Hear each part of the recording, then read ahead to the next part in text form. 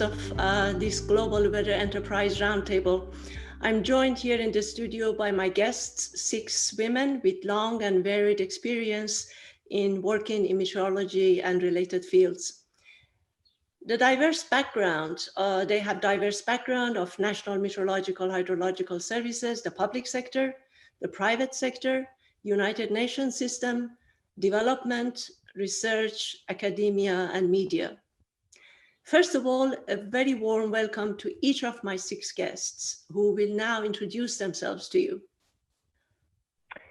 Thank you, Holly. Lovely to be here. My name is Anna Maria Bogdanova. However, more people know me as Masha. I'm a disaster risk management in the Global Facility for Disaster Reduction and Recovery of the World Bank. And I've been with the Global Hydromet program for several years, working on various aspects of weather and climate and water services in developing countries, in developed countries, actually, on throughout of various aspects of Hydromet value chain. And before joining the Global Hydromet program, I was working in the Russia country office of the World Bank. And in fact, I think this is where my Hydromet journey began, since Russia Hydromet modernization project was the very first project I started working on. It's lovely to be here, and I really look forward to this conversation. Thank you. Hello, my name is Boram Lee. Pleased to be here. I'm climate scientist by training, with the business management as the second background of my academic side. I have been worked for many years at the National Meteorological Service in Korea. I was a research scientist for applied meteorology research. And then in the United Nations systems, at the UNESCO, and then World Meteorological Organizations. The areas I worked mostly on was on science policy, international collaboration, and coordination for the global research activities. Now I'm working with the Hydromet team in the World Bank, and seamless linkage of academic research and operational services, multi-sectoral partnership is, they are the main drivers in my professional path. And starting with myself, keep connecting and going back and forth academic side and professional side.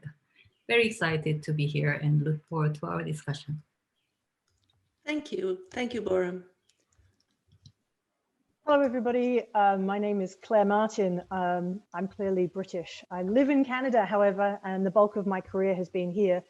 I currently work for the Meteorological Service of Canada, but I'm going to be talking or taking the side of the media. I spent 25 years on air as what I guess most people would know as the weather girl, term I loathe.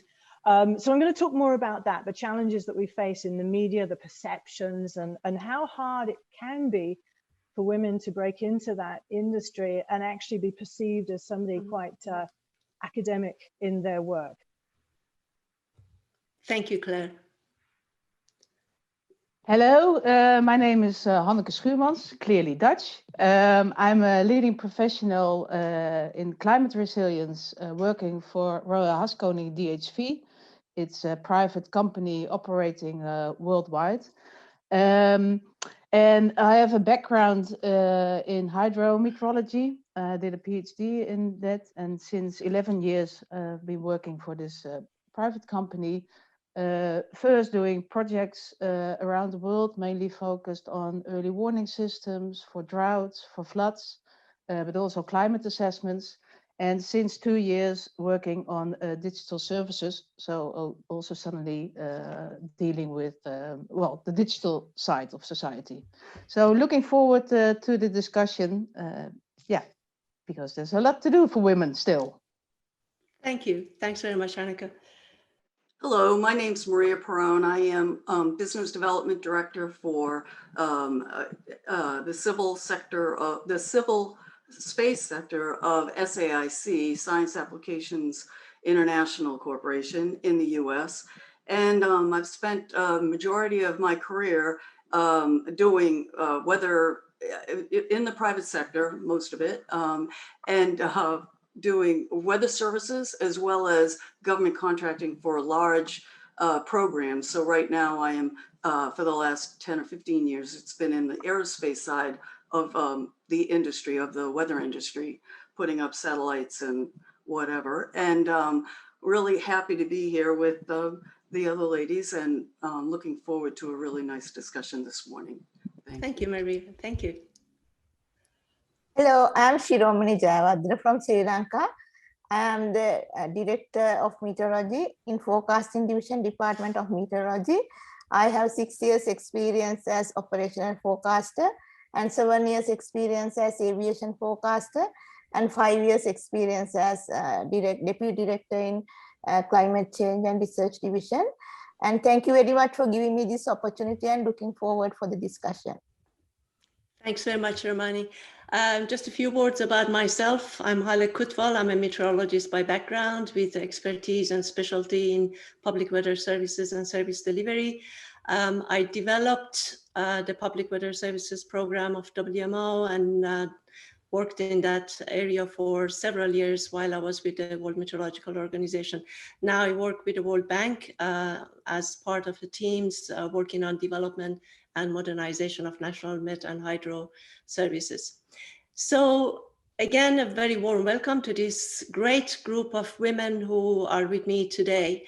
Let's start our first area of conversation. And you are all women in meteorology with and related fields, a discipline which is largely dominated by men. We all know that. And you have worked long and hard to achieve success in the particular area where you work, whether it is in the public life or private sector or the academic area or like Claire in media. I would like to hear a little bit from each of you about the challenges that you have faced getting there and the lessons that you would like to pass on to anyone seeking to follow in your footsteps. Let me start with you, Claire. Can you tell us a little bit about these kind of challenges that you had along the way? Harry, thanks. You know, I alluded to this in my entry into this when I was talking about the title of Weather Girl. There's a lot of sort of very entry-level, low-paying jobs in television that are generally populated equally by men and women. The biggest problem that we see, and I think it's reflected in academia, is the drop-off rate. As people start to climb their career ladder, the women don't stay in the position. In fact, there was an article written by Dr. Crawford called Women Weathercasters back in 2018. And she found out after basically surveying predominantly North American weathercasters, she found that women populated less than 11% of those very top jobs. And I think that's the real problem. We see the entry level female population quite large, but we see a massive drop off once we get into those higher profile positions. I do have to say, you know, right now with the pandemic, in Canada especially, a lot of our public health officers who are becoming quite high profile are women. And in a way, I think this might be a little bit of an in for us because they're degreed. They're talking about modeling, which is marvelous for me to hear. And people are having to understand how models work. So irony of irony, I actually find right now in such a difficult position and in such a difficult world that we live in, there's one ray of hope for me that women might start to make more of an impact on television. Great. Thanks, Claire. That's very interesting. Thank you. And how about you, Shiromani? Can you tell us a little bit, working in an actual Met service? You're an operational worker among most of us. Yeah, when I enrolled into the National Weather Service in Sri Lanka, there was only one female meteorologist. So as a percentage, it's just 4%. And then with me, it increased up to 8%. But we had a very friendly environment, very supportive, and we had equal opportunities. The weather forecasting itself is very challenging. because we have to deal with uncertainty all the time. So this uncertainty aroused my curiosity to learn more about weather systems. So once I learned more about weather systems, I fell in love with the field of meteorology. So I wanted to learn more about that. So I started to search for scholarships and fellowships. I got East West Center Fellowship as well as Association of American Women Fellowship to pursue my master's degree in meteorology in Hawaii, University of Hawaii, 2007. After my return, I wanted to do a PhD, so I enrolled into the Open University of Sri Lanka. But I wanted to do my research, I want to expand my research, so I applied for, again I searched for fellowships, then I found Endeavour Research Fellowship from Australian government.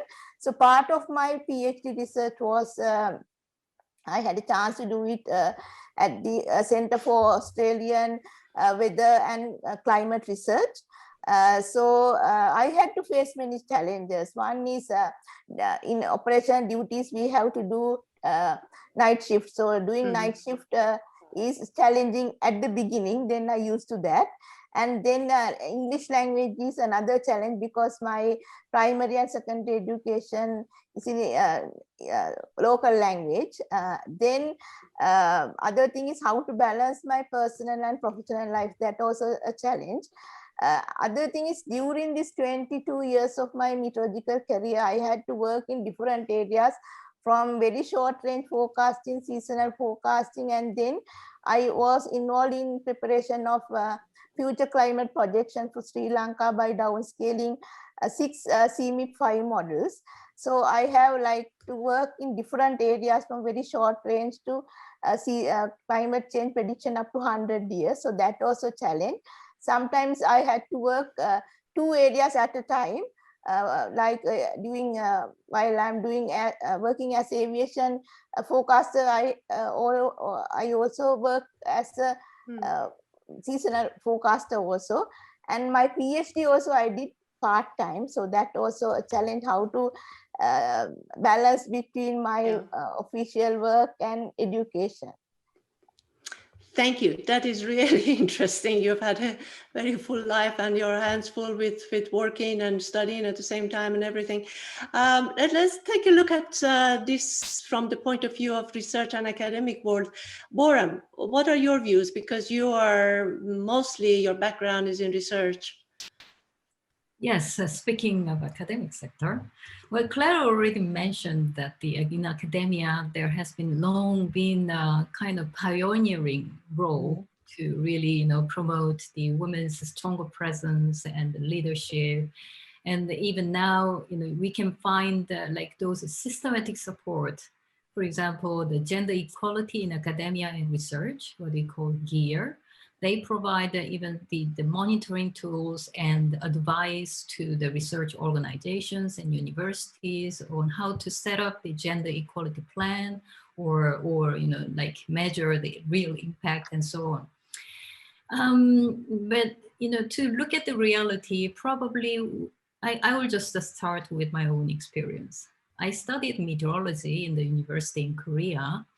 At the time, the atmospheric science was one of those areas that the woman is perceived as, we can see more women students in the science and engineering side. Still, I was the only one woman graduate out of 12 in my classmates.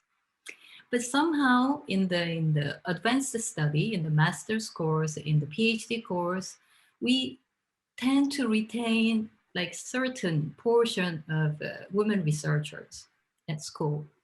And then something happens in between.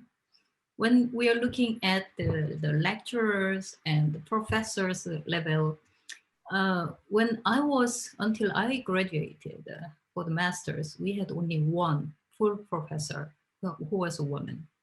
And it took just about a decade to have like better balance and in a more sort of proper reflection of the man-woman capacities in the composition of the faculty.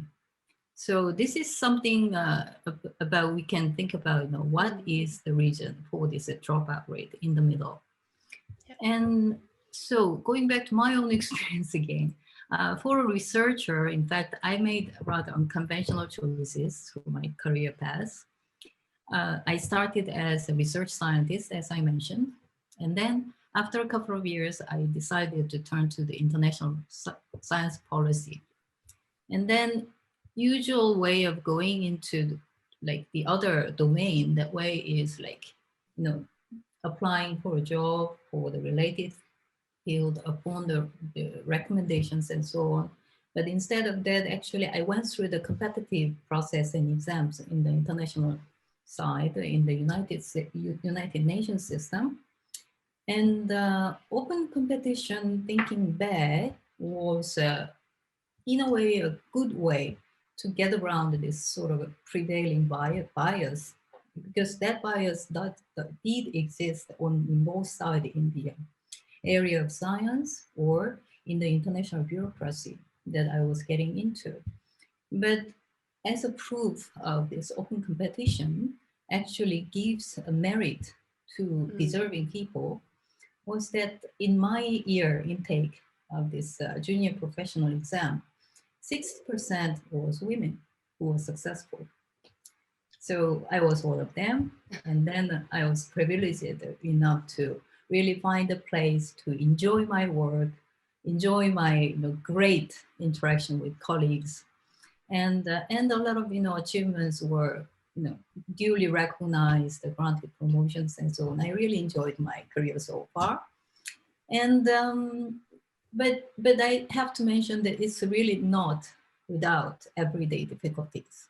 And somehow, I guess everyone here will agree that we have these rather frequent occasions that we feel pressure that we have to be really good, like 3 times better than men to be equally recognized.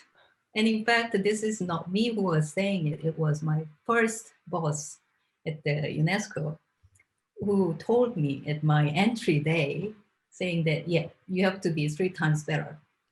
But he also said that, well, but it is not so difficult for really capable women. So, Great. Yeah. So I guess this is somehow summarized, where we are now. Thanks very much, Boram. Yeah, I can share your view of very few women in a class where you are first arriving in a scientific field. I had similar experience myself at university, and this was in London. It was not in somewhere that women were somehow in the background or anything, but it's the same experience I had.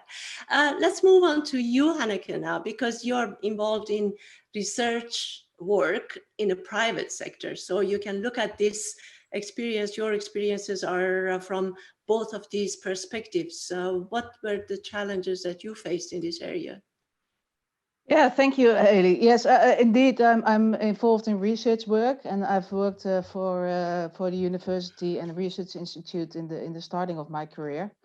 First of all, I want to mention that I've met a lot of supportive people around me. I'm very happy with that, and also the fact that I was raised by my parents in a very progressive way, I would say. So when we I thought of a very early anecdote, actually, when I was in primary school. And in the December month, we get presents. And what did the women cut? They cut a Barbie, and all the males cut Lego.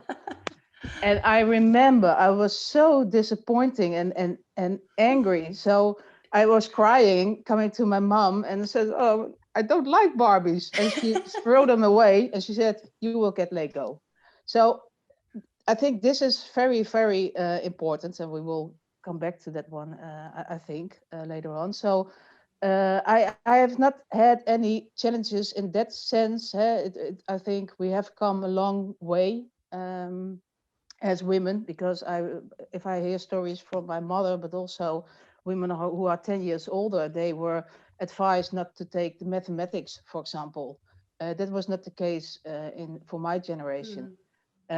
However, when I was doing my PhD, I forgot to mention in the introduction, but I'm a mother of 3 teenagers. So it was at that period that I thought about getting children.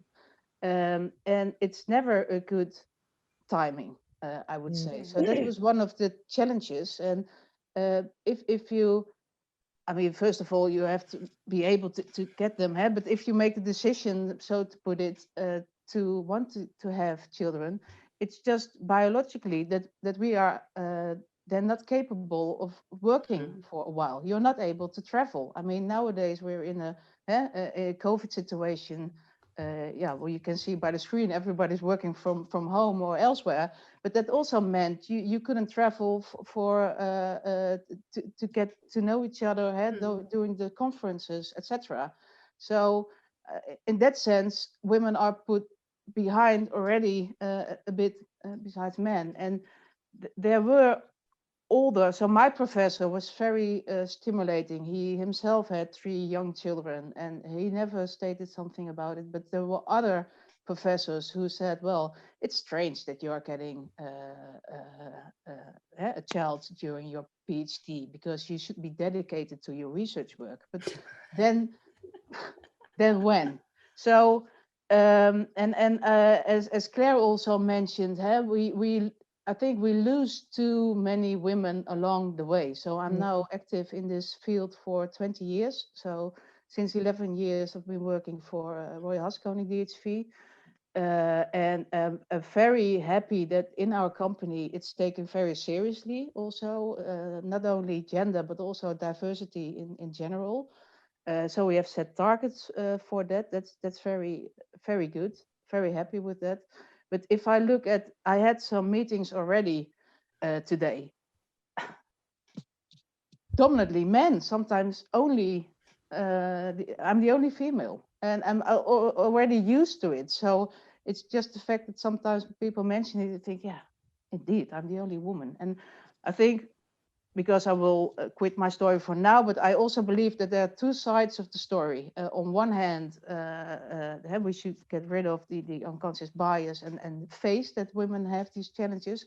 On the other hand, it's also women themselves who should be more empowered to go beyond, because there are too many who say, well, then I choose for my family career. It's just impossible to balance it. That's not true. Thanks. Thank you very much, Hanneke. I didn't really know it was possible to do a PhD having 3 teenage children around you.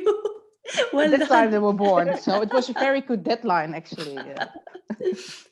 Masha, let's come back to you now. You work in the World Bank on hydromet projects mostly in developing countries. So your experience is not only working in the environment of the bank headquarters in Washington, but moving around the world in developing countries. What are your experiences in this area? And of course, your own challenges, but also the challenges you see in where you work, in the countries where you work. Yeah, it's a nice actually leap from Hanneke's. I'm currently on my maternity leave, so I can very much empathize with all the challenges juggling 2 things. However, I mean, frankly, being the World Bank staff and being on maternity leave is a pretty comfortable thing. So I wish more women could enjoy this comfort. But I guess from having heard what others were saying, I think my challenge was not so much in getting into the field. I'm not a professional meteorologist. I'm not a meteorologist by trade. So my way in this area started not from the technical sort of input, but from like an operational involvement. Now, I've been always very lucky, and I've been supported and guided by teams, men and women, who were leading as true leaders, and I've got always support from them. I've learned an awful lot from them. And the challenge actually was when you got in the field, because I never expected or never realized how a man world it is. And really in a big meeting, you enter the room and you kind of like subconsciously start counting women and try to make an eye contact with them. And you're like, yes, like we're here. Like there's like 9 of us in a 200 people room. So, I mean, it can get overwhelming. And I frankly don't have a lot of horror stories, but I can say that it can get pretty overwhelming sometimes when you're the only woman in the meeting, and you need to think not only about the technical side of things, but a lot about like this whole gender issue, like, you know, are they going to take me seriously? Am I convincing enough? Shall I make a joke? Or if I do, then they will think I'm just like a joke myself. Like there are tons of questions that immediately pop in your head, which are not really subject related, but it's this whole thing of like, okay, I'm a woman here, and there are like 10 men in front of me at the table. What do I do? So sometimes you say things and, you know, you're kind of convinced about what you're saying, and you see that there is not enough click on the client side. And then, you know, if you have a male team member who kind of supports what you said, you know, suddenly it gets a much better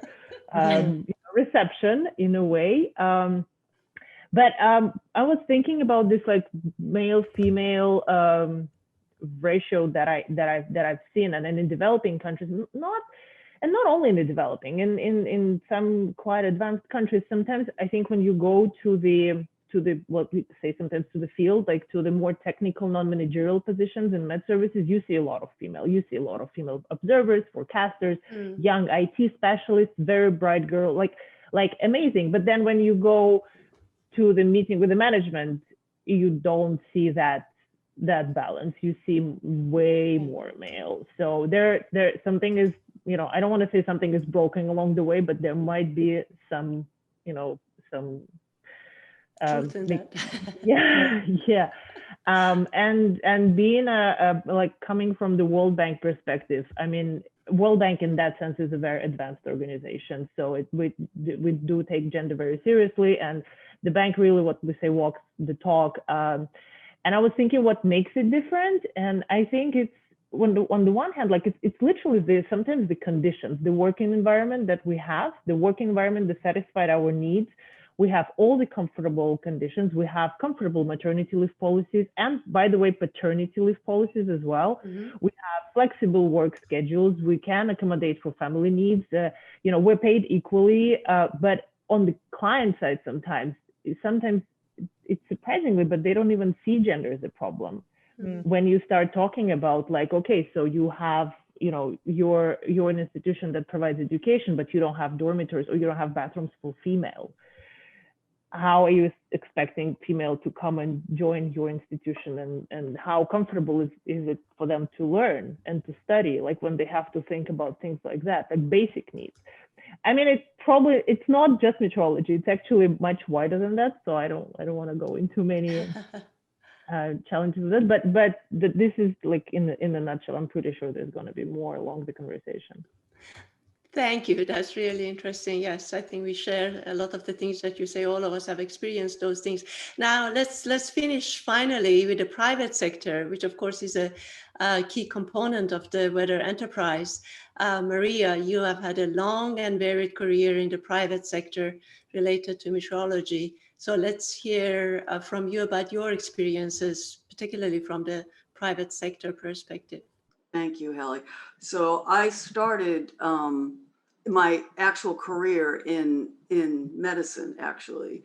I'm a clinical chemist, and I got a job day after graduation to go to Mass General, which is a very, you know, prestigious hospital. And I thought, this is my career. And after taking all those science courses, physics, I had a biochemistry, chemistry course.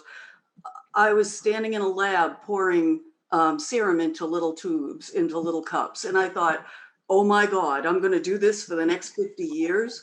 And so from the moment I started having a plan, right? So I managed to move into what was then information systems, but you know, it was computer science without a degree. People didn't get computer science degrees in those days. So I had to not buy my way, but I convinced them that I had taken one basic course in my college education. So I was ready. And they hired me in the hospital to write laboratory information systems. So the really cool thing was the first system that I put together on my, well, you know, with a very small team with the labs, was the microbiology lab, which was the one that's getting all the infectious diseases today. And we created some really cool things. But I managed to meet a woman there. I didn't mention her previously, but I met a woman in the administration when we were planning these things, and she impressed me because she did succeed amongst a very male-dominated field, which was medicine in those days, and she had her MBA. So I immediately signed up and got an MBA, and from that point, I thought I'll get out of healthcare. I was there for like 11 years, and I'll go into real private sector. And one of the cap courses in my MBA, they would bring, we did it in like less than 2 years, going every Saturday from 8 in the morning until 5 at night, taking courses through the whole year. And at the end, they brought in people from the private sector to deal with this. And we actually did some European courses in Spain, et cetera. But the gentleman that came in was from a weather company. He was actually the president of what was WSI at that point.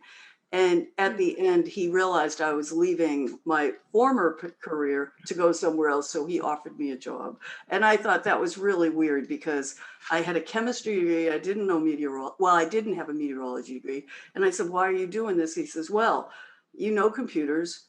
I was a pilot. I'm a glider pilot. So I did know meteorology from that standpoint. You fly and you have a science degree. So, he hired me. And that just started. I thought I'd stay there for a minute. And I stayed. I was the 35th employee of that company that grew into what is right now the IBM WSI, so it really grew. Stayed there for a while and learned a lot, and then brought my technical expertise in from the computer side. And then so I had the best of both worlds, but the worst of both worlds, because both of those were male dominated. And that's where when we did our big project, and the owners of that company were two private sector guys. They were they were not owned by, they owned the whole company. And they, at the end, acted like I was their daughter. Not that I was, technical or science, but that I was their daughter. And they managed, when we did a great job doing the radar mosaic stuff, they presented me with a bookshelf in my office. They didn't offer me another title. They didn't do anything else. But I immediately, the gentleman that hired me was very, very progressive, and he had no problems. And I definitely grew in that position. I was the only female in his direct reports, which was kind of cool.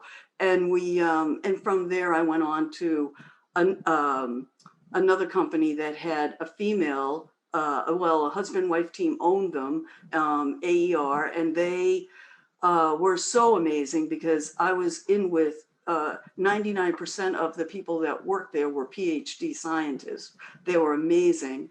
And we did a lot of commercial products there. So I've been doing commercial products, and you get used to it after a while when you go to these meetings and you don't see anything but men. But the good news is, and this is where women don't kind of get it sometimes, if you're different, you stand out. You can be different in many different ways, but women in those rooms stand out. So, use it, leverage what you have. And if you're going to say something, you say something that makes everyone feel good. And, then eventually they'll remember. And that to me has been a key thing, I think, all along. So I've had, I've been very fortunate to be asked to do studies for the national academies, be a reviewer on the reports, and I served in many, other professional society level things that I thought would be interesting, and they were. And so you can balance off, and believe me, I had a family too, but I only had one, and she was very easy to deal with. But at the end of the day, I think you have to balance all of these things and and don't expect just your employer to do everything for you, because they won't. Yeah. And so I find that that getting involved in other ways like this, GWEF is great, you know, I mean, or the Met societies have been very, very good. You can expand your network and expand your abilities and your confidence, and then go from there. And I think it helps. And you don't always get to where you want to go just by planning it out. It does. It's a path. It's a real path. Yeah. So I'll end it there. But I think the challenges are still there, Yeah. and you know, it's definitely there. STEM is STEM, right? Science, technology, engineering, all three of those, and math, by the way, from the modeling experience, hit our community. So we really have to support whatever we can to make those students feel that math is not a bad thing. And yes, you can, go into those courses and do okay. I'll end it there, Helly. I don't want to. Thanks, Maria. That's really interesting. One thing you say actually resonates with me. You are a woman. You stand out and make best of it. Before joining WMO, I ran a Met service. I was one of the very few women head of a meteorological service, and I remember the first time I came to Geneva to the World Meteorological Congress. That has got the delegates, heads of delegates from the head of the Met services from every country in the world. There were, I think, 5 or 6 of us. And of course, WMO had like 190 members by then. And that was fantastic, because when we spoke, people, oh, this is the permanent representative of such and such country. Oh, it's a woman. Let's listen. But I agree with you. It can be used positively quite well. However, these days, a little bit like Masha, because with the bank, I travel. I've been on quite a number of countries where the projects are on missions. And that is where really and truly you are one around the table. And there are very few women who are at that level. They are invited to come and sit with the director of a Met service, and when they have visitors from the bank or something like that coming. But anyway, that's great. Let's move on now a little bit. Let's go ahead and see.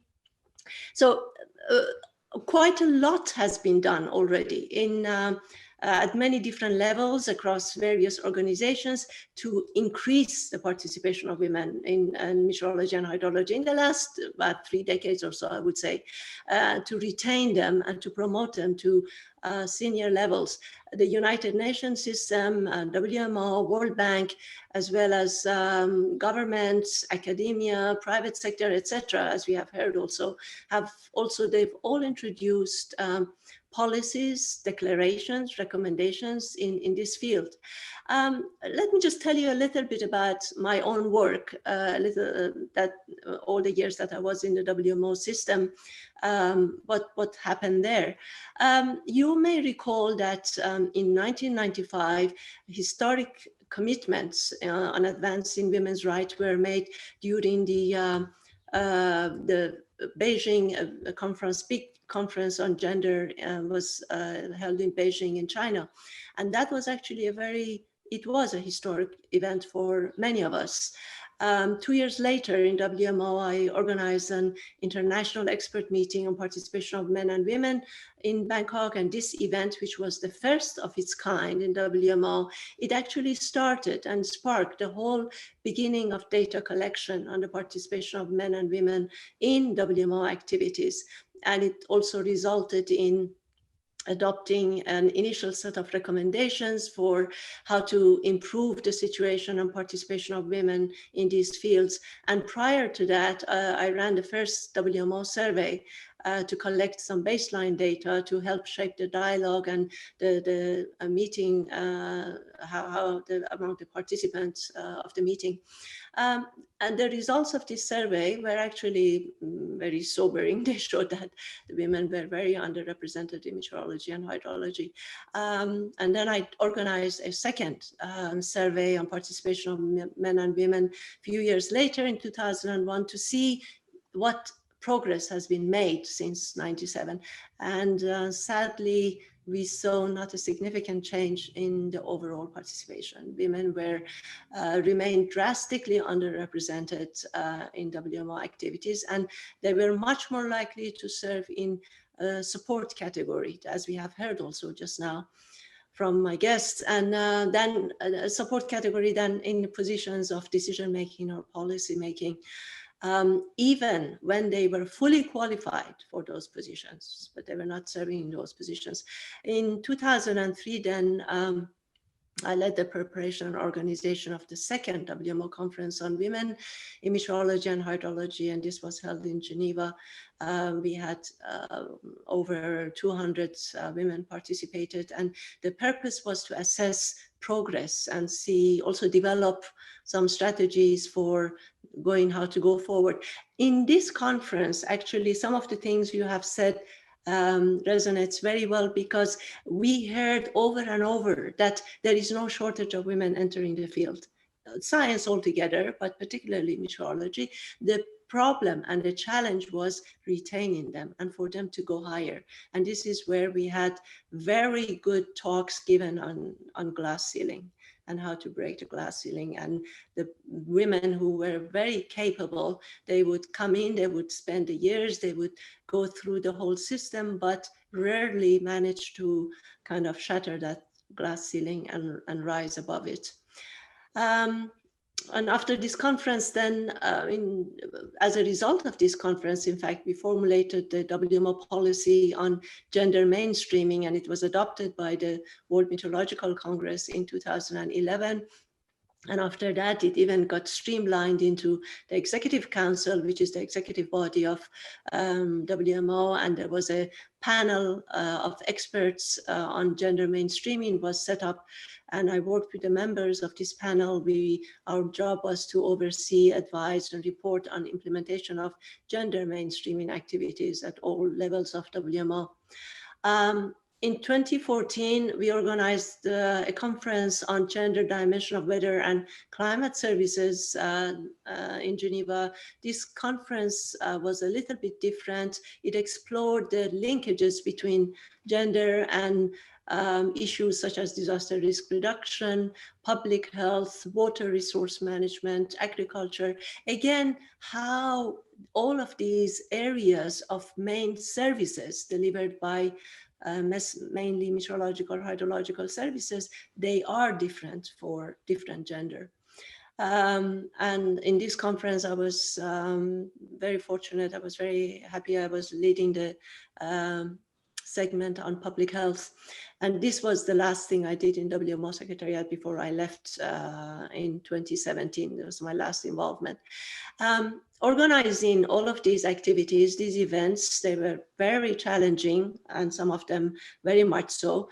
One of the main challenges was getting resources, because immediately when this came up in different meetings and I started talking budget and resources, the question was, why should we have conferences for women? Why should we have surveys for women? And of course, this came from male colleagues. We should put all our resources into actual work, not just focusing on women. So it took quite a long time to convince them why it was important to do this. So anyway, but they were all enormously satisfying, because it brought men and women together. We listened to each other's stories and challenges, etc., and just learned an enormous amount from each other. So that's my story. Now let me turn back again to my guests and learn from you, hear from you about your experiences and your involvements in what happened in your organizations that you worked in the fields, sectors that you work, etc. Let's start this time with Maria. Maria, can you tell us a little bit about, you already told us quite a bit, but if you have more to tell us, particular thing that you were involved in the private sector while you're working all the years. Well, I mean, as far as whether I've done a lot of volunteer work, right? I mean, all the committees, etc., they're all volunteer work. We, at one point, it's about the same time period as the Women's Conference, which was very good. there was a big, a very large, it's still out there, a very large elephant in the room called public-private partnerships. And there was a lot going on in the US on that. And I went over to some WMO conferences, and I was very vocal as a private sector person, trying to make it very clear that there are, you know, two very different sectors, but we definitely are doing similar work, and we want to make sure that we're working together rather than working against each other. And it was very, those were tumultuous times too, by the way. But when just before the women's conference, the US came up with a study to see whether or not the two sectors in the US could, and they didn't bring the academics in it at that point. It was just public and private, but academics have, the academic sector is part of this too. If we could all work together. And the findings of that study were, we will always have areas, boundaries where we might clash, but the basics are there. And oh, by the way, if we just could have a venue where we could talk about these things, just like we do with the women's issues right now, the gender issues, then maybe we can resolve things before they blow up. And so after that report came out, we decided that we would try to do that through some of the professional societies, some neutral venue. And in doing that, we three of us put together a proposal for a new commission in the American Meteorological Society, presented it to the council, they accepted it, and we mapped it out into, you know, boards and committees. And they, and of course, I was one of the ones that was on the study. I did not want to have any part to the commission because there were other people that could pick it up and run with it. And because of that whole commission, there was this pent up energy going on at AMS that people wanted to do things, women wanted to do things, and nobody had that that venue or that could, you know, they didn't have the opportunity. Well, the commission formed, and now they have hundreds of people, new people coming in from all different entities as well, other parts of the private sector that use weather data rather than just the people who are providing weather information or, you know, in the industry itself. And it has grown enormously, and it gave women an opportunity. And I looked at the stats; they're not great. I mean, there are three. They put them on the on a 3-year cycle for these committees, which is a big commitment. You know, it's a long commitment. If it was a year, maybe people more would try. But there have been probably about 20 or 25% women involvement at the committee levels, and they have gotten into the upper echelons of that commission. So that's really nice. And, you know, it works. But I think it could be better on the numbers. I'm not as excited as I thought I would be. And I didn't get any, I'm sure AMS has real numbers on how many have what the percentages are. So at the end of the day, those are the kinds of things that can change things. I mean, I've seen women that I worked with who I kind of mentored. I didn't, I would never involve myself in someone's career unless they asked, right? I mean, if they came over and asked for something, I would be there. And a few of the women that I did that with have grown in those positions and they've learned. So, so I think the other thing that we can do is we need to be those, we need to have them see someone doing it. Like in medicine, it's see one, do one, teach one. And in just like our field, see one, Claire, they see you on TV, Borum, they see you in, you know, in research and academia, and Hanneke, I'm sure, private sector. And so they see you, they then want to do it.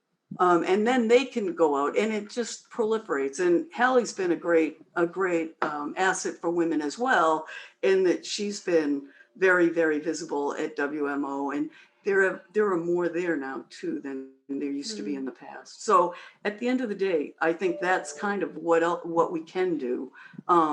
Otherwise, and right now I work for a company, it's run by a woman, and we're very gender sensitive there, which is very different from aerospace companies that I've seen in the past. As a matter of fact, the one I just left, I believe there's only one woman in the top tier, and she happens to be in the government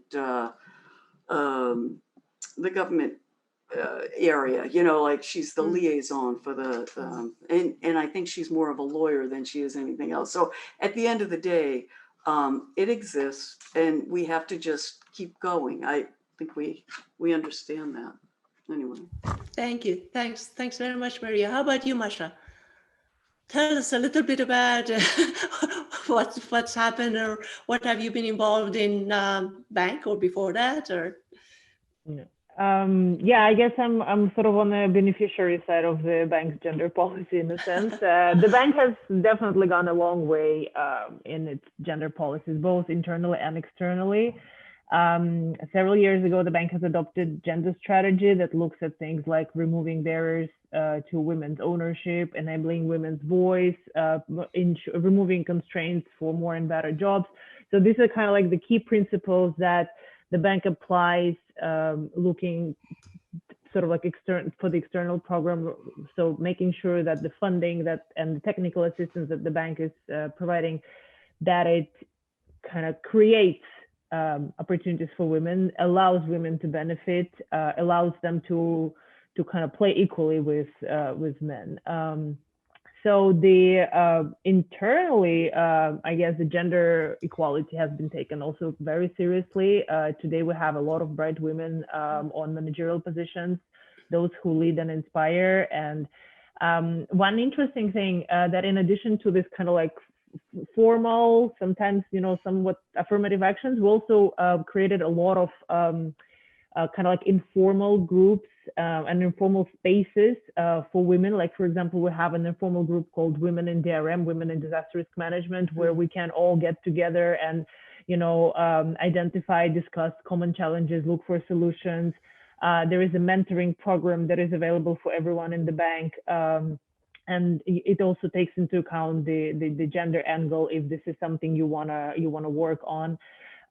So this has been a very, again, being in the bank is you have to, especially after hearing a lot of stories, especially after seeing a lot of gender issues in the developing world and the outside world, you learn to appreciate again and again this comfort that the bank has created for you. Frankly, I mean, I won't hide that. I do feel that there's a lot of effort going into ensuring that women are heard, and it resonates very well with the hydromet world, especially if you look at the hydromet and early warning system link. The fact that women are very often even a more active participants of crisis preparedness and planning. We see very strong results on the ground when you actually make sure that women are involved and they are seen as, you know, agents of change. We have examples across the world where you know, women would take lead in ensuring that, I don't know, elderly people, disabled are carefully factored into the community evacuation plans. I mean, there is certain things that kind of like when you bring in this advantage that women can bring advantage that women can bring, but if you take this into account, you can see much stronger results on the ground. And clearly empowering women has been very helpful to build kind of broader community resilience. That's what comes to the external work, to the projects that the bank is working on. Thanks a lot, Masha. Hanneke, let's go to you, and you tell us a little bit about, well, the research and private sector world combined, or before that, where you were. What are the things that are happening to increase participation of women? Yeah, so if I look what is happening now within Royal Haskoning DHV, which is maybe nice to mention, we are celebrating this year our 140 years of existence. And if well, there's a special website and only male, I would almost say, of course. I mean, the engineering world at that time was completely male. So when I look at the figures nowadays, it's about 30% or something, and it's hardcore engineering, and which is, I think, a major achievement. As I said, we're still not there. So the role that I have is a leading professional, which means actually you're the one for a certain subject towards the outside world. But also a very important aspect is the mentoring part and being a role model. Yeah. And when I entered the company 11 years ago, I remember that during those discussions that you have with your manager, she at that time asked me, so if you look around yourself, which role would you like, or which person? And that was a leading professional, and that was a male leading professional, but that didn't matter. I liked the things that he was doing. As Maria also said, you have to ask, be self-confident in asking others to help you, and then they will.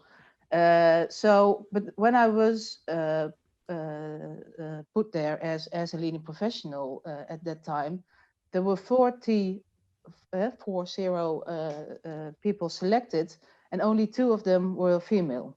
So the management layer is quite well, yeah, I would say equally distributed. However, if you look at content specifically, there's still ways we can improve on that one. And as Masha also mentioned, the informal aspects that we have are very important, I really believe. So we now and then convene also with females together. And Maria, I really like the one that you said, the see one, do one, and teach one. And when I was appointed as a leading professional, I had an introduction to our female CFO at that time. And during our discussion, she also saw that I was, well, sometimes a bit hesitating in, oh, what can I do, this and this? And she said, well, what you should do is follow the Authentic Leadership for Top Women course. And I did that starting 2 years ago, and that was not only with engineering women, but from all sides, so doctors, architects, etc.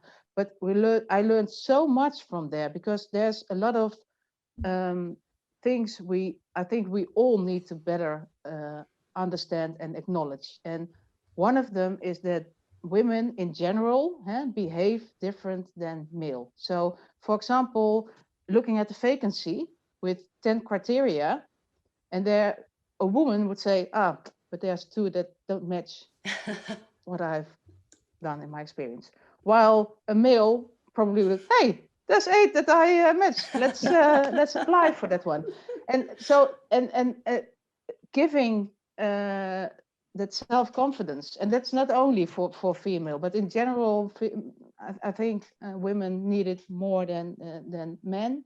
Maybe that has to do with society or how you're raised, but that helps. So help them empower themselves, and I think that would be very helpful. And one other thing, use your network indeed. And sometimes I have the feeling that women can be so judgmental to each other. They sometimes, I don't know if you know this crab basket, that you have a basket full of crabs and they want to tear down the one that stands out. Women have that sometimes more than male. I think we can learn from them.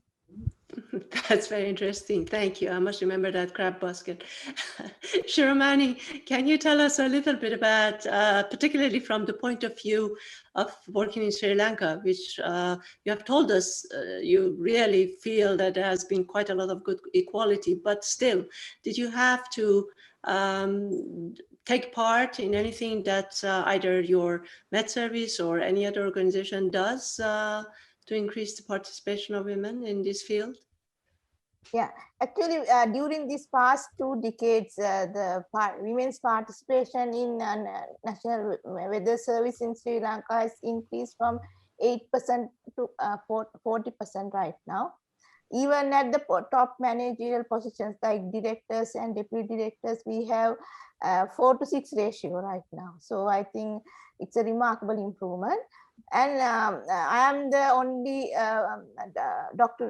PhD holder in my department right now. Like other, like Maria, Boram, they mentioned like women are underrepresented in scientific research. So this is a huge barrier for them to reach to higher levels, especially when they apply for competitive fellowships and scholarships, as well as when they apply for higher positions in scientific bodies and scientific assessments.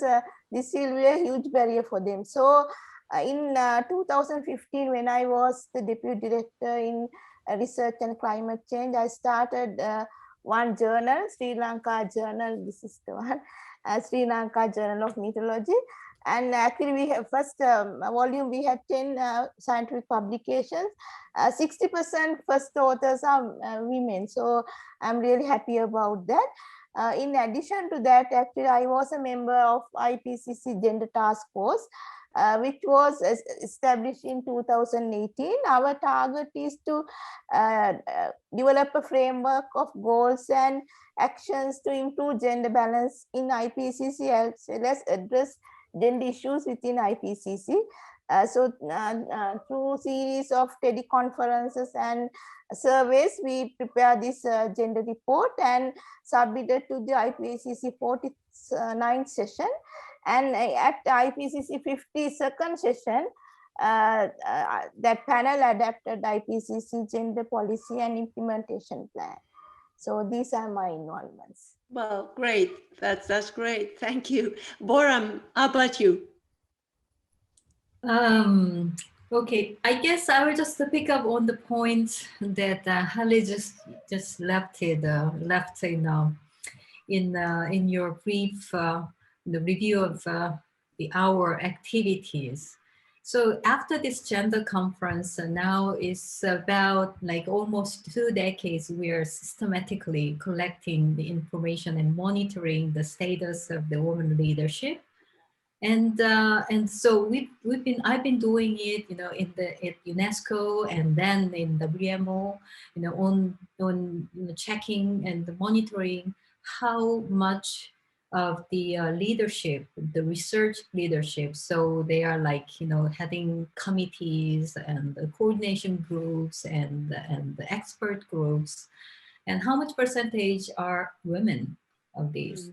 And in fact, it seems, across the various areas of weather and climate, can be meteorology, can be oceanography, and climate science, climatology, and so on. Overall, just about 20%. It's as of 2019, the research leadership in the climate science was just about 23%. And it seems that this is just about this kind of general hurdle rate, if we call it, for like, and we have installed in this percentage for over 10 years, as far as we've seen. So there's much of progress, and we have a clearer picture, through this systematic effort. But still, there's really a lot to do, and there should be something really find a way to accelerate the progress in this sense.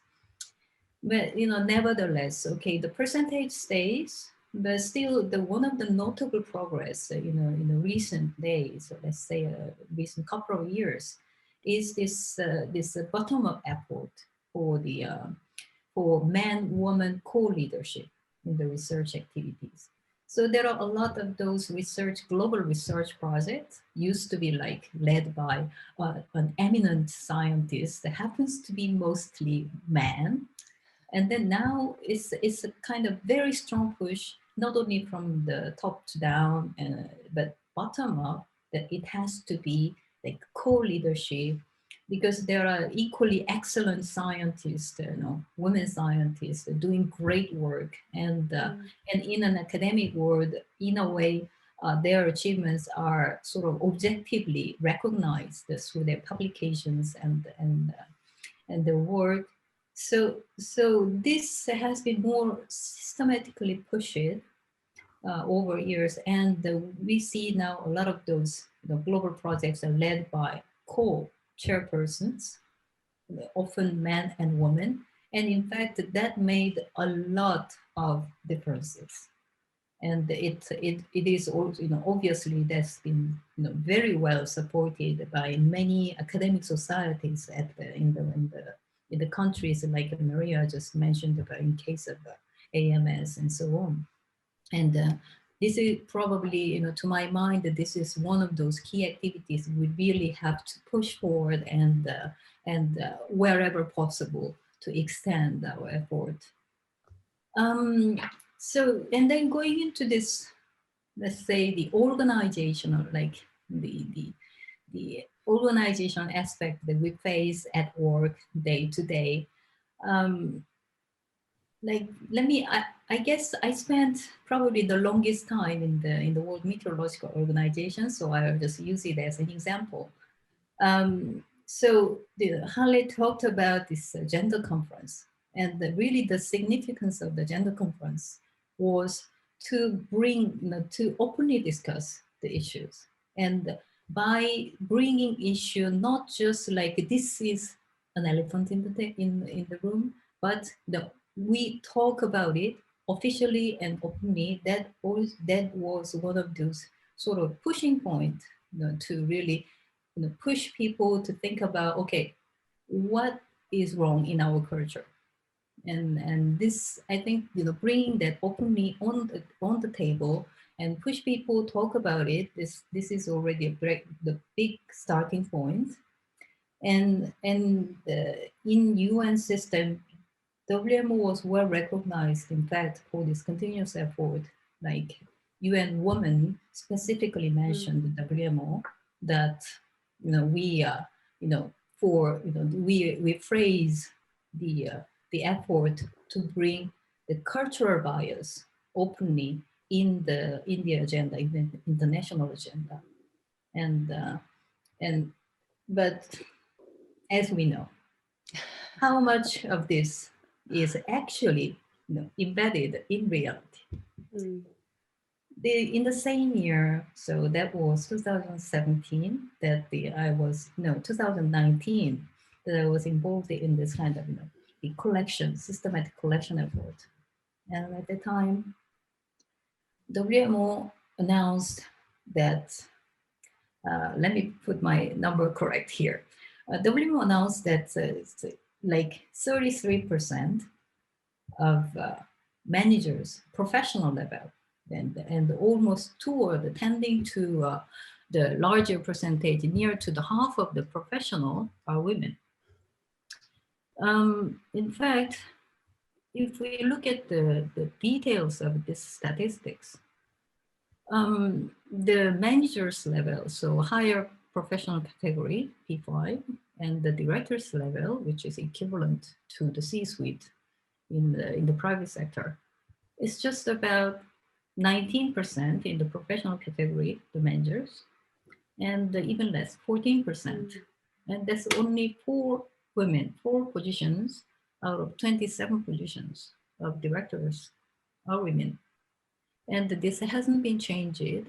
And with those, the UN-wide reorganization, restructuring, my personal feeling is the women at a higher managerial level, they tend to be impacted a lot more than men. So I guess, we mentioned about this glass ceiling, and this glass ceiling has not been broken, to my opinion. And there are still some, and with all this, the financial issues, the budget issues, reorganizations, some of those gender aspects has to be re-looked at more carefully. And lastly, one thing, I mean, I immediately become a fan of this see one, do one, teach one. And then can we do more? We talked about this multiplier effect. Like there is some, like, for example, in the financial sector, where women professional struggles probably more than us. They were showing that if we have one additional woman in the managerial position in the C-suite, and then the number of the women managers in the senior leadership in the same company, they rise immediately up to 3 times more than before. So that's a multiplier effect. In many national and international entities in our world, in the weather enterprise, I wish we can see that more visibly. And this, and probably we need to really monitor and encourage this effect in more systematic way. Thank you, Borum. That's really, really interesting from many aspects of not just academic world, but now I'm glad that you're also touching on the business world and basically the position of women worldwide. It's not just in science. But let me turn to you, Claire, now. I want to hear about what you think about the weather girls, the world of media. You know, and in preparing for this, Halle, I was trying to work out how long you and I have known each other and worked together. Forever. Forever. And and you've been such an inspiration for me. And I'm going to come to this side of the discussion with an anecdote from when I was on TV. Halle will remember this because, quite frankly, she nagged me to do this. I wrote an article for the WMO. It's got to be late 1990s. And God bless me, because I was opinionated back then, I titled the article, "Thank God Einstein Wasn't Pretty." My point being, beauty and brains on TV rarely coalesced. And clearly I'm on TV, hired for my body and looks. I wrote this article and I was bemoaning the fact that on TV, everybody needed to be beautiful, high-jawed, straight teeth. And if that was to be the case forever, I encouraged news organizations to look for new people, like the next generation, by loitering outside school or university gyms because they weren't valuing brains enough. Fast forward to when I, managed my career, and I got an awful lot of help, I have to say, from male counterparts, but also from some female counterparts. You absolutely need the both. You need the men to listen to you, as you said, Masha, in a meeting, and the women to support you. And I started going to universities to talk to students who are about to graduate in maths, science, computing, meteorology, to encourage them to think about, being on air as part of a career path. And I went to the University of Toronto, and this must have been in the around 2005, 6, something like that. And I did one of my speeches and I finished, and the students left, and a little group of women came up to me and they said, "You've got to talk to this one student. She's not here right now. She can't come. She's in like volleyball practice." And God knows, I found myself loitering outside a gym to meet a woman to try and check. So I would like to spend my title in that I wish Einstein had been beautiful, because then you could see that you need the two. And the other thing I'll say is we need to be seen to support other women. Once I had hired some people to work with me on television, we had some very high profile positions. And when the weather was inclement or dangerous, normally the news directors would ask for me to come on air to sort of add a sense of authority. And after a couple of years, I started to refuse. And I said, no, the person that's on air at the time should carry that, but I can be seen to be supporting them. And it's really visual to have the so-called senior meteorologist come on and hand them paper on air.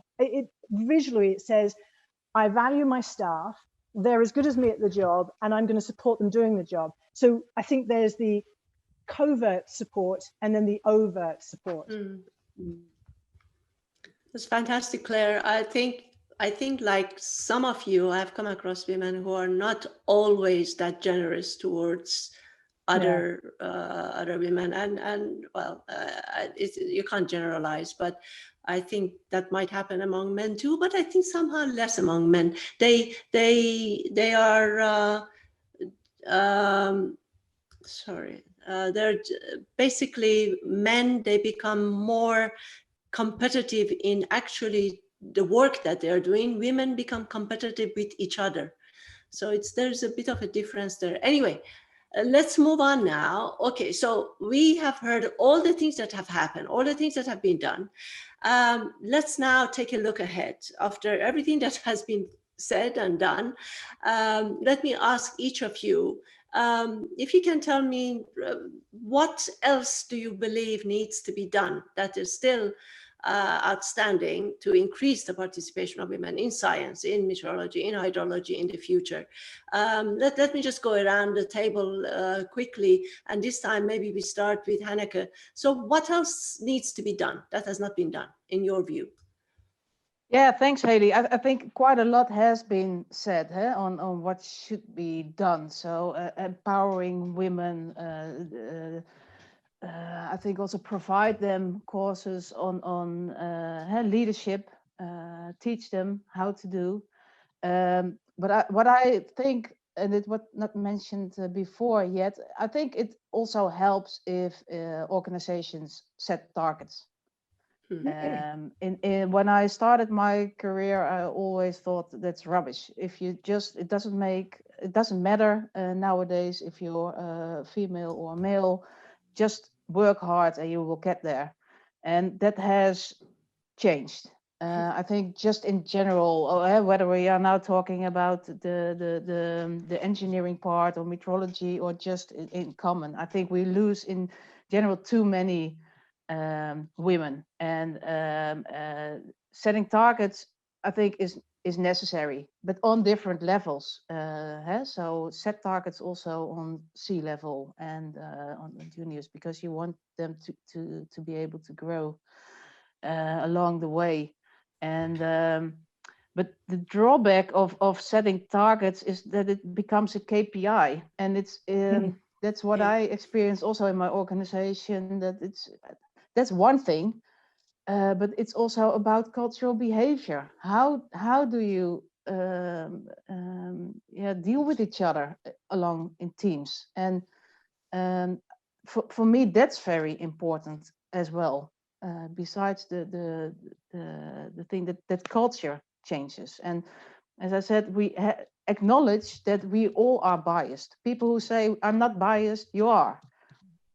My opinion on we can say, well, there's no discrimination in the Netherlands. That has changed for me as well. There is, and let's acknowledge it. And the more we speak about it, the better it is. So involve male also in the gender discussion. Don't only sit together with women. That is important, but also involve them and let them understand that female in general will respond differently than men. So not that they have to work harder, but see the fact that the example I gave also with having children, acknowledge the fact that they then are not capable of being a project leader internationally. Because they cannot travel at that moment. And that's I think cultural change and empowerment of the women themselves. Because as Maria, I completely agree. You can't. I don't know if blaming the word is the proper word, but you can't say my employer has to do everything. No, you yourself are responsible as well. Thanks. That's great. Yeah, that's very true. I promise you, in the next roundtable we will have men, but this is the first one, so we just thought we start with women first. Boram, tell us a little bit. Let's go to you now. What do you like still to be seen to be done? Yes, I guess I will just take on Hanneke's point. The quota, the setting a target. It's I guess now of now, this is probably one of the most common choice to really improve the gender balance, like in an organizational level, in a project level, at the national level, and so on. I don't know. I wonder if we can sort of, encourage it even further, like, for example, promoting more of an incentivizing side or merit-based side. There are some great examples in terms of, for example, in the even the Sustainable Development Goal exercise, which is very theoretical on one side, but there is one decision that I noted with excitement, was that the finance initiatives within the sustainable development activities, there are some portion of projects that really makes it clear that these financial resources made available through this project has to have direct access by women. In many developing countries, this makes huge difference. It's a microfinance, but this resources are made directly available, handed to the women who is supporting their household directly, responsible for their house, the people, their family, and the village. They were used in a much more efficient and the more practical and the more the goal-oriented way. So that's one good example. Why don't we find more of this, expand this kind of good practices to incentivize the gender balance, toward the gender balance activities. That's one thing probably I would think of, and of course that has to go along with the ensuring gender balance in the project management side. I mean, our men fellows are great, but they can be greater when they really are supported and complemented by women. And it's same for women. We work together with our men fellows, and then I can look smarter, by embracing some of my men fellows' opinions. That's one thing I really wanted to think about and discuss further. And the second point is we looked at this, a cultural bias several times, and in the reality, how that works out in our daily life.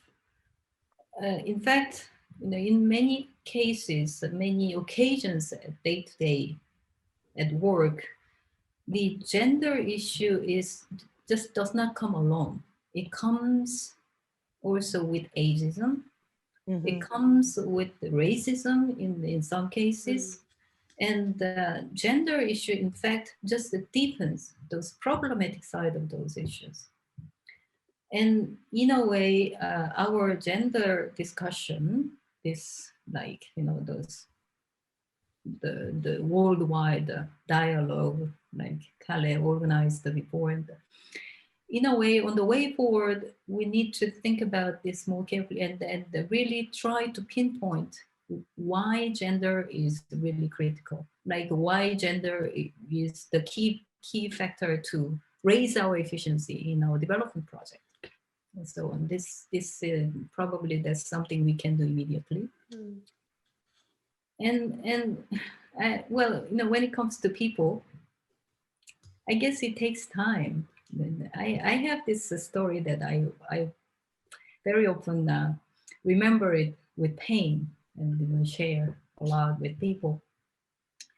It was in 2014 that I just get promoted through the competitive process to the manager's position. I got a position, one of those two positions equal. And I was just, having sort of this introductory discussion with my new boss, director at the time. And then head of HR of that time came into the office and start having a conversation with my boss in front of me. And he was saying just like, oh, congratulations. You found a really talented woman in this position. So I want to talk with you about the other position, which was same as what I got. So now I assume that you will focus on finding your successor for this position. So this unfiltered message was so clear that selecting woman is one thing, and then considering as growing this person as a successor is a completely different story in his mind. Fortunately, we don't have this person as a head of HR anymore.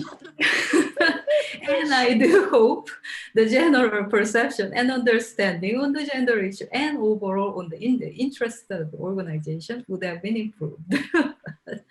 But there is a lot to do. Thanks a lot, Forum. That's funny. That's good. But it's not funny in a way. It is funny, but it's not funny. No, but I laugh at it now. Yeah, we can laugh at it. Yeah, laugh at things now. Okay, let's jump to you, Sharmani. You tell us, what do you like to see still to be done that has not been done? Yeah, I think actually we need to empower women, especially we have to increase their self-confidence, leadership skills, and increase their visibility. Especially low self-confidence in their abilities is a key barrier for achievements as well as retention in this field. Sometimes our individual mindsets hold back from moving forward. This can be due to various reasons, maybe social pressures, lack of confidence, family responsibilities, or desire to avoid complications. So this kind of, so that's why we have to increase the self-confidence is very important to retain in this field. Other thing is actually women have additional pressure on their time. They have childcare commitments and family responsibilities, so that we need to improve the childcare facilities within the working environment or nearby places and create a family-friendly working environment also important. And other thing is because we have the women's participation in research activities less, so we have to identify ways to improve their analytical skill and writing abilities, so they can participate more in research activities, and so they are through research activities, it can increase their visibility through publications. Good, thank you. That's great. Great aspirations. Maybe we should work towards that. Claire, how about you? Looking forward in time, I have to bring up the whole aspect of climate communication. This is a highly politicized and sometimes weaponized environment, sandbox. It's a very male-dominated sandbox. And I think it's really important that as we move forward, we start to hear and see female voices in that discussion, be it on a political round, be it on an academic or a media side. We cannot let that entire discourse be owned by male voices. Women are disproportionately going to be affected by climate change. So what I'm doing right now, my work right now, a lot of it is in trying to lift the female voice in the climate communication sandbox. Great, great. That's absolutely true. Something we don't really think about very often. Maria. Yeah. Well, everybody's had such great thoughts here. The quota part, I think has some benefit, but it also has a slippery slide, because as Boram was talking, I just thought, well, if they're only using women, when women get in these positions, people think they're in those positions because they're a woman and not because of what they are. So that's kind of weird. But I can attest to one thing that appeared to me or occurred to me recently. Our government has really enabled the small businesses of the world to do well. They're promoting individual, entrepreneurship, and it was a little bit beyond my scope to ever want to own my own business. But what I'm finding is, if you're a woman-owned small business, you get even higher priority on the checkoff list than you do if you're just a small business. So the government has a way of making, and there are many small businesses run by women that in our industry and in the technology industry that just amaze me. And the reason why they're there is because they knew they couldn't get there by going through the longer course of let's, you know, start from the bottom and go up. And so at the end of the day, if there were those kinds of quotas about how the developing countries are, or the bank must do this too, that maybe there's quotas on, you know, when you bring a woman-owned small business to the team to help do some project or something, that kind of gets that out beyond just the borders of wherever, right? It might be somewhere where women will be seen more in those capacities and may help. But and I think we shouldn't have to go build our own business to be there. But I also believe that some of the issues that we're having are really cultural issues too, because I mean, even in my lifetime, I had 4 brothers, and my parents looked at me when I was of college age and said, just after high school, well, I was getting through high school, and said, well, you can either be a nurse or a teacher, because then you'll have time off with your kids during the summer. And I'm like, I'm 17 years old, 16. I am not going to have kids. You know, at that point, I am not going to have kids. And so I said to them, well, they said, we have 4 boys to put through college, 4. So they're going to be the breadwinners. And that was the mentality. I had a first generation immigrant parents. My parents were born in the US, but theirs weren't. And that happens everywhere, right? I mean, it's in all cultures that they haven't changed that. So we have to, you know, and my response, by the way, was, if I can get into a school that isn't nursing or teaching, would you, you know, let me go? I mean, I had to ask permission, and they said, no problem. And at the end of the day, I got scholarships, and I went to a private school but I had to live at home. I didn't have that dormitory experience, right? So at the end of the day, you know, that's the way you have to go forward. And we have to be mindful that is where some women are coming from. They're told where their place is too, and when they want to, and those that want to get ahead are then met with others that have that other mentality, right? They just believe that women are not the breadwinners, and that has to have changed somewhat in the last 40 years, but who knows?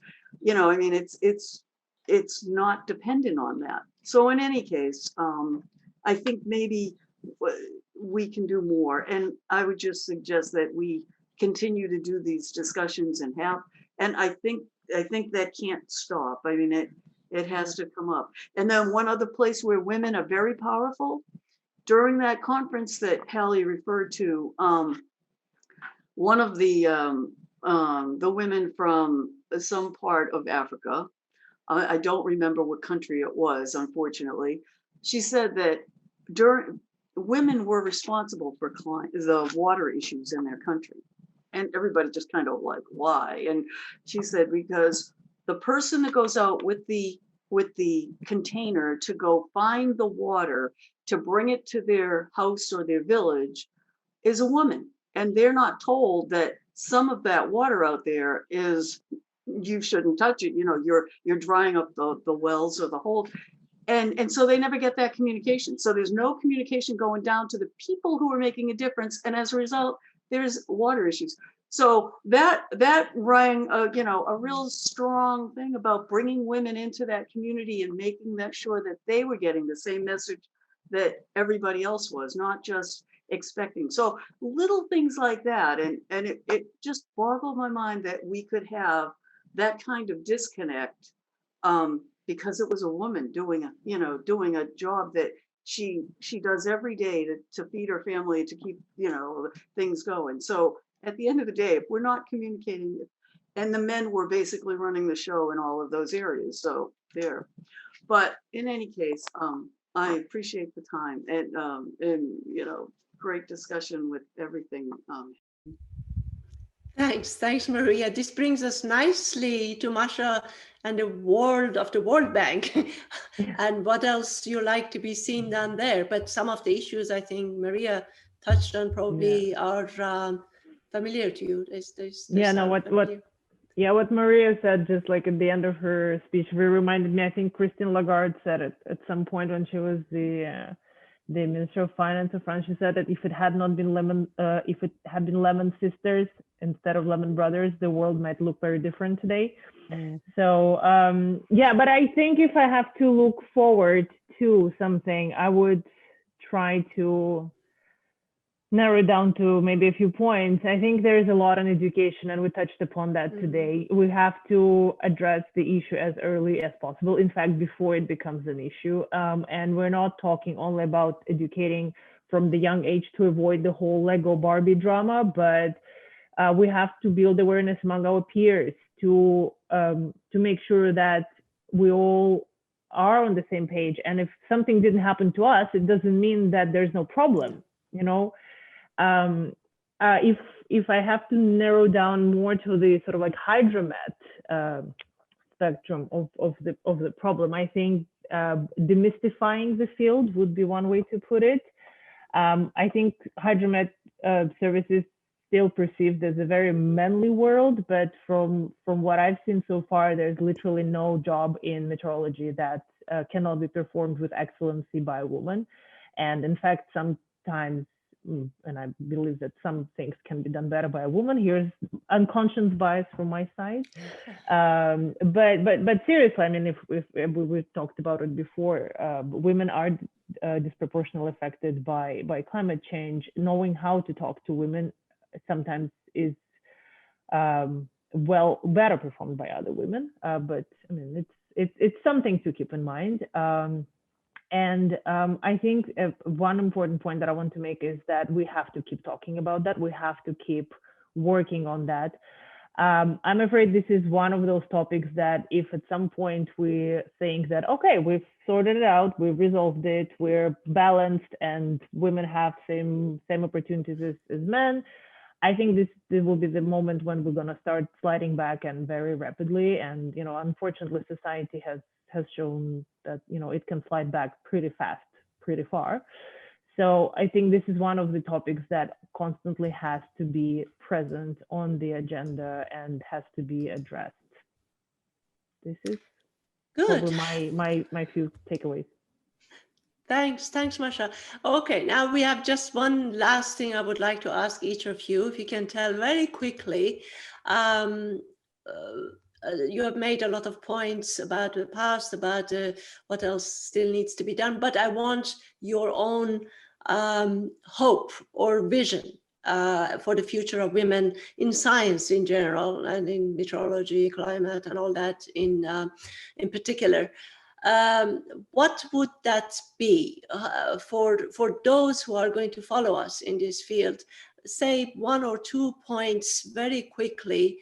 What are your hopes and vision for the future? Let's this time start with Claire. Claire, if you can tell us quickly, what do you think? What is your hope for the future? Oh, much as I love seeing you and doing this, I hope one day it's not necessary. I just hope that it gets to a point where gender and background and cultures just aren't an issue. It's the science, it's the data. So that, in a nutshell, is my hope for the future. Much as I would love to see you more, Alex. That's what I would hope. We talk about technologies next time. Yes. Right. Thanks, Claire. Shiromani, what about you? What is your 1 or 2 hopes for the future? I hope that their recognition will be more visible, because their service is essential for protect lives of people and reduce the impact of economies due to extreme weather events, because in future we can expect more and more extreme weather events in warming climate. And I want more women participation in research activities. Okay, fantastic research. Okay, Hanneke. How about you?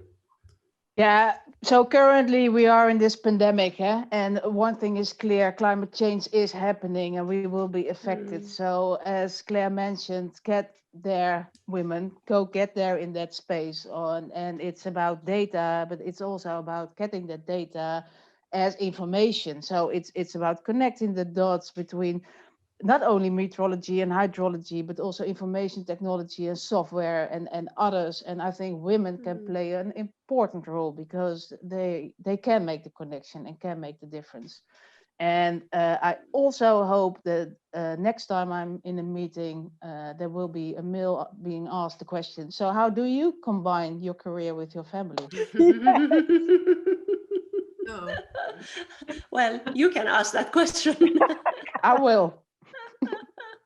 Thank you. Great. How about you, Masha? A hope, a vision. To enjoy all the hopes and visions that I've just heard, and witness them, hopefully. And next time when I'm in the big room, in the big event, not try to make an eye contact with a few female that I see there, Yes. and just to be among in a very comfortable element. Yep, that's good. That's a good vision. Boram. Yes, in fact, I was talking with a friend of mine who is also outstanding, talented meteorologist. Actually, I have 3 dreams. Like, I want to see this in 5 years in a newspaper headline.